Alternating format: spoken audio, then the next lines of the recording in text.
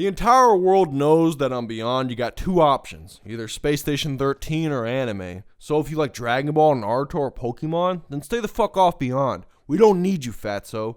Now, if you're skinny and looking to make something original, then open up shop here because I want change. Yet, when it comes down to it, all I do is get high and scroll like everybody else. What separates this man from the boys is my long ongoing sexual history with Byond. I'm an expert with a lifetime's worth of research, so listen up. Over the years, I've sifted through many unknown tribes, and there's always been a wide selection of populations for you to third wheel your way into. The best is finding a lonely mad scientist waiting in their lab for test subjects. Obviously, inflation has increased the number of obscure games, causing Byond to fall into the same overflowing media pit that everyone has tried to climb out of with relics on their backs. Just keep in mind all these games are made by manly children far more intelligent than me and even you. At the top of the list, you got World at War, a business strategy created by the RuneScape HUD designer. He didn't like the direction RuneScape was going, causing him to split from the company. Visions of a more historically accurate game where giant peasants spend their days stepping on houses led to this slickness that you see here. Grab you a flag and pick a plot of land. If only it were that easy now.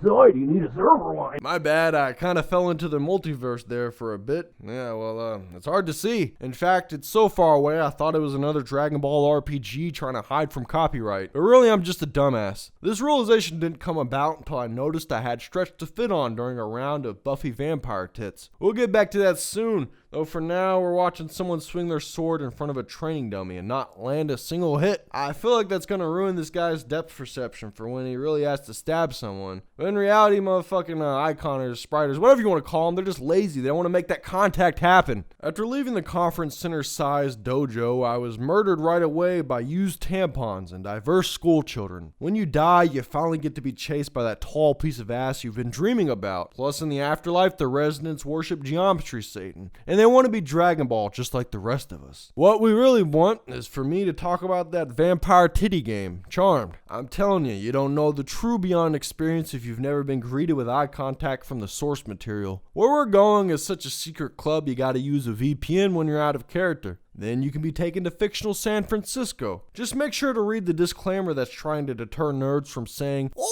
actually." My first observation is that this pale male seems to be standing in the center of the room. I had to get out my tile tape measure to make sure. Yep, 6 on both sides. I think he's in the middle, but he needs to carve down his cave office walls for a more even look. At least he has the look of a leader, one that you can't talk back to. Prior to my departure, I robbed the guild chest and then went on to write a romance novel titled How to Suck Off a Vampire. The only other feature I like is the walk cycle not being properly looped. You get an arm-breaking twitch every few steps because of it, and y'all should know by now how much I love adding in bone-snapping sound effects.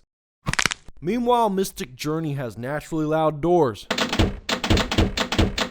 So cram those earbuds in and enjoy the sound of knowing everybody's health bar status. From squirrels to flies, you'll know their condition. That and everything else about it makes me think I'm dealing with a Pokemon game. It better not be. I'll leave. I prefer this hunting grounds, where you get to choose your house, class, and pirate. Bring them all together to tell the tale of Breakneck Phil. His story begins in the throne room of a kingdom where the lower class forever jogs in place due to charity marathon magic. The goal is to keep the king and queen alive since they're both dying from not moving enough. Phil, however, would rather run on his own terms, in the woods. He took a dangerous turn upon running into a leprechaun and a blue tiger with hick teeth. The reason these two well-known rivals are working together is because the little Irish fella fed the beast just the right amount of gold for it to be dependent on him. Sickly, maybe. A statue of a corpse? No, it's a tiger that will kill you. Which is what happened to Breakneck Phil. His turn-taking murderers did have the courtesy to bring his dead body to a comfy bed, where he revived in a tiny city. You can't be mad at a tiny city. These were his people. Phil was so excited he went brain dead in the streets. The epitome of celebration. A story like that makes you want to jump. And the last conflict addresses the issue that most Byond characters face when trying to elevate. They really can't get too high up considering the 2D limitations. Still, it's a cool zombie game with jumping. Though the more seedy Byond games always want you to interact with your